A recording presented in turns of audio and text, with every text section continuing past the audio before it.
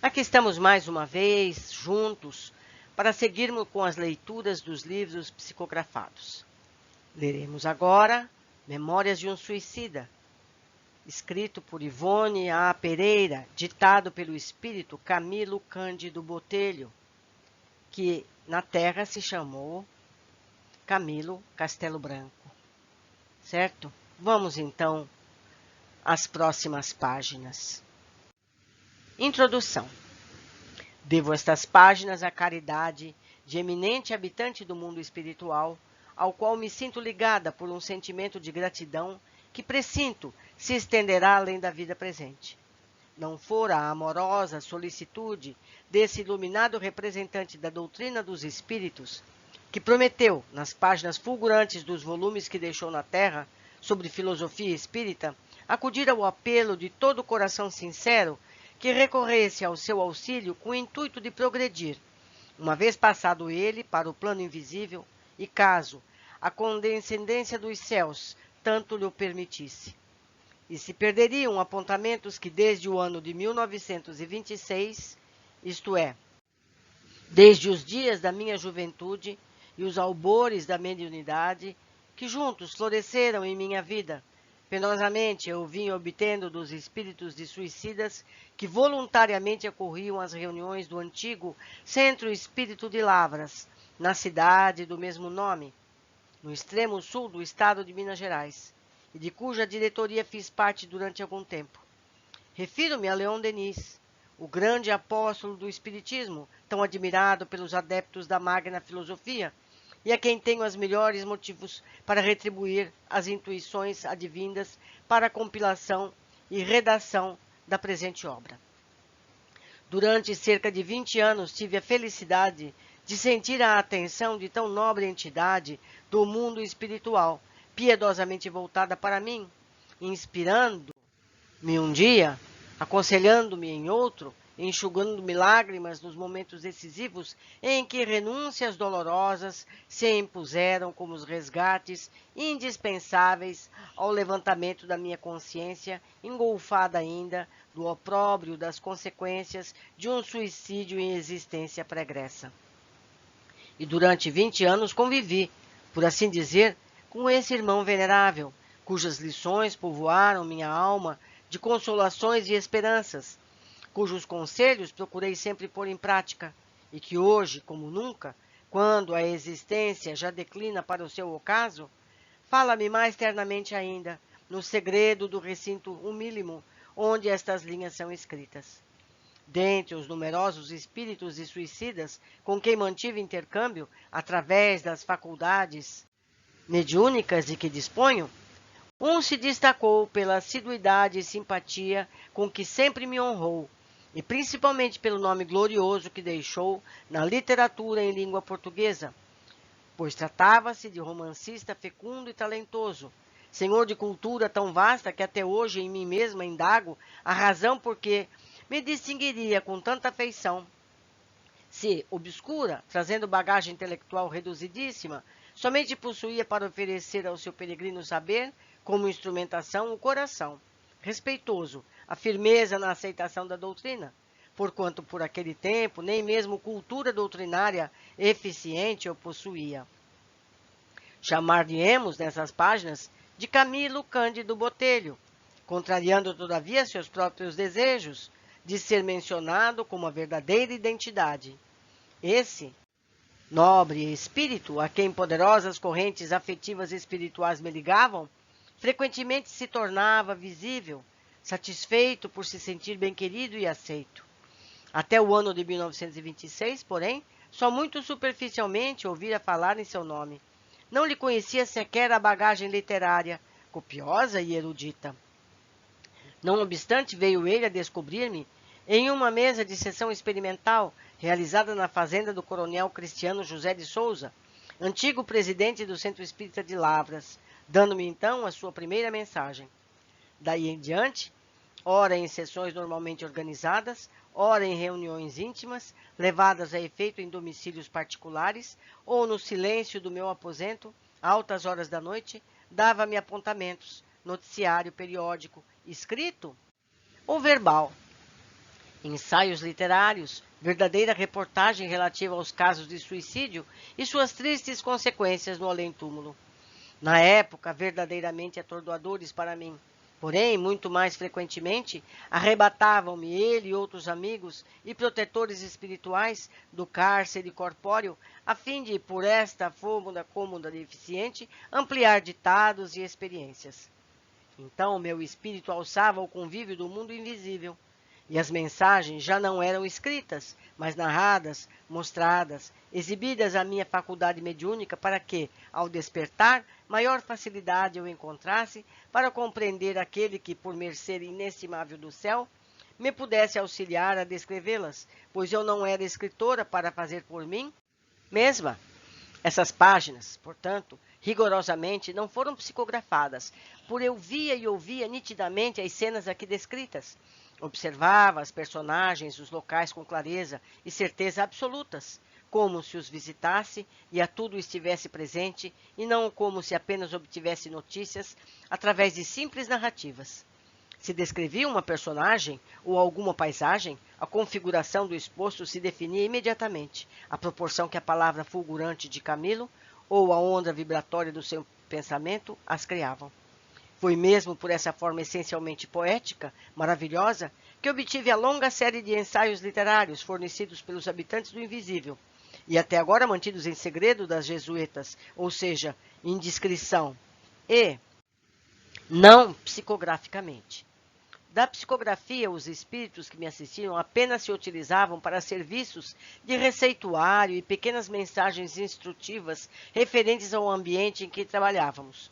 E posso mesmo dizer que foi graças a esse estranho convívio com os espíritos que me advieram as únicas horas de felicidade e alegria que desfrutei nesse mundo, como a resistência para os testemunhos que fui chamada a apresentar frente ao grande lei.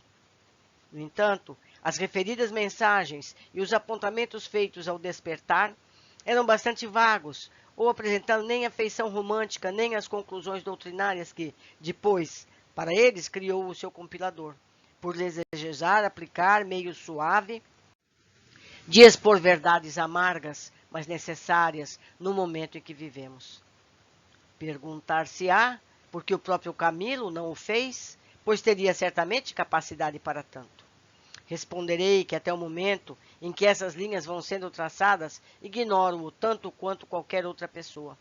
Jamais perquiri, aliás, dos espíritos a razão de tal acontecimento.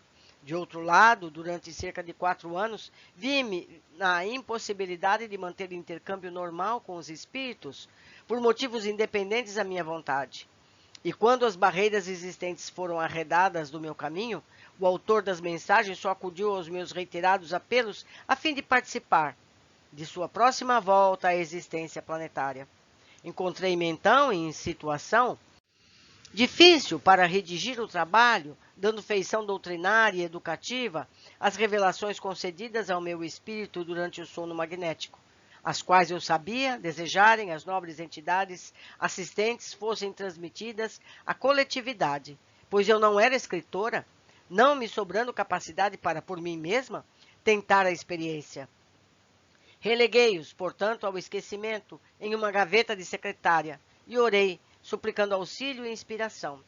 Orei, porém, durante 8 anos, diariamente, sentindo o coração o ardor de que uma chama viva de intuição segredando-me aguardasse o futuro, não destruindo os antigos manuscritos, até que cerca de 1 ano recebi instruções a fim de prosseguir, pois ser-me-ia concedida a necessária assistência. Prosseguindo, porém, direi que tenho as importantes razões para afirmar que a palavra dos Espíritos é cena viva e criadora, real, perfeita, em sendo também uma vibração do pensamento capaz de manter pela ação da vontade o que desejar. Durante cerca de 30 anos, tenho penetrado de algum modo os mistérios do mundo invisível, e não foi outra coisa o que lá percebi. É de notar, todavia, que ao despertar a lembrança somente me acompanhava quando os assistentes me autorizavam a recordar. Na maioria das vezes em que me foram facultados esses voos, apenas permaneceu a impressão do acontecido, a íntima certeza de que convivera, por instantes, com os espíritos, mas não a lembrança. Os mais insignificantes detalhes poderão ser notados quando um espírito iluminado ou apenas esclarecido falar, como, por exemplo, uma camada de pó sobre um móvel, um esvoaçar da brisa agitando um cortinado, um véu, um laço de fita gracioso, mesmo com o brilho da seda no vestuário feminino, o estejar das chamas da lareira e até o perfume, pois tudo isso tive ocasião de observar na palavra mágica de Camilo, de Vitor Hugo, de Charles e até do apóstolo do Espiritismo no Brasil, Bezerra de Menezes, a quem, desde o berço, fui habituada a venerar por meus pais. Certa vez em que Camilo descrevia uma tarde de inverno rigoroso em Portugal, juntamente com o interior aquecido por lareira bem acesa, senti invadir-me tal sensação de frio que tiritei, buscando as chamas para aquecer-me, enquanto satisfeito com a experiência, ele se punha a rir. Aliás, o fenômeno não será certamente novo. Não foi por outra forma que João Evangelista obteve os ditados para seu Apocalipse e que os profetas da Judéia receberam as revelações com que instruíram o povo. No Apocalipse, versículo 10 e 11 e seguintes do primeiro capítulo, o eminente servo do Senhor positiva o fenômeno a que aludimos, em pequenas palavras. Eu fui arrebatado em espírito um dia de domingo e ouvi por detrás de mim uma grande voz como a trombeta que dizia: o que vês, escreve-o em um livro e envia-o às 7 igrejas, etc, etc, etc. E todo o importante volume foi narrado ao apóstolo, assim, através de cenas reais, palpitantes, vivas, em visões detalhadas e precisas. O Espiritismo tem amplamente tratado de todos esses interessantes casos para que não se torne causa de eliminação o que vimos expondo. E no primeiro capítulo da magistral obra de Allan Kardec, a Gênese, existe esse tópico certamente muito conhecido dos estudantes da doutrina dos espíritos. As instruções dos espíritos podem ser transmitidas por diversos meios, pela simples inspiração, pela audição da palavra, pela visibilidade dos espíritos instrutores, nas visões e aparições, quer em sonho, quer em estado de vigília, no que há muitos exemplos no Evangelho, na Bíblia e nos livros sagrados de todos os povos. Longe de mim a veleidade de me colocar no plano equivalente ao daquele missionário acima citado. Isto é, João Evangelista, pelas dificuldades com que lutei a fim de compor este volume, patenteadas ficaram ao meu raciocínio as bagagens de inferioridade que me deprime o espírito. O discípulo amado, porém, que em sendo um missionário escolhido era também modesto pescador, teve sem dúvida o seu assistente espiritual para poder descrever as belas páginas aureoladas de ciência e ensinamentos outros de valor incontestável, os quais romperiam os séculos glorificando a verdade. É provável que o próprio mestre fosse aquele assistente. Não posso ajuizar quanto aos méritos dessa obra. Proibi-me durante muito tempo levá-la ao conhecimento alheio, reconhecendo-me incapaz de analisá-la. Não me sinto sequer à altura de rejeitá-la. Como? Não ouso também aceitá-la. Vós o fareis por mim. De uma coisa, porém, estou certa. É que estas páginas foram elaboradas, do princípio ao fim, com o máximo respeito à doutrina dos espíritos e sobre a invocação sincera do nome sacrossanto do Altíssimo. Assina Ivone do Amaral Pereira, Rio de Janeiro, 18 de maio de 1954. E temos aqui um retrato de Camilo Botelho, que é o pseudônimo de Camilo Castelo Branco, escritor português. Eu deixo aqui o meu e-mail, esperando que vocês façam contato para a gente discutir tudo o que estamos aprendendo nesses capítulos. Um abraço afetuoso a todos e até o próximo.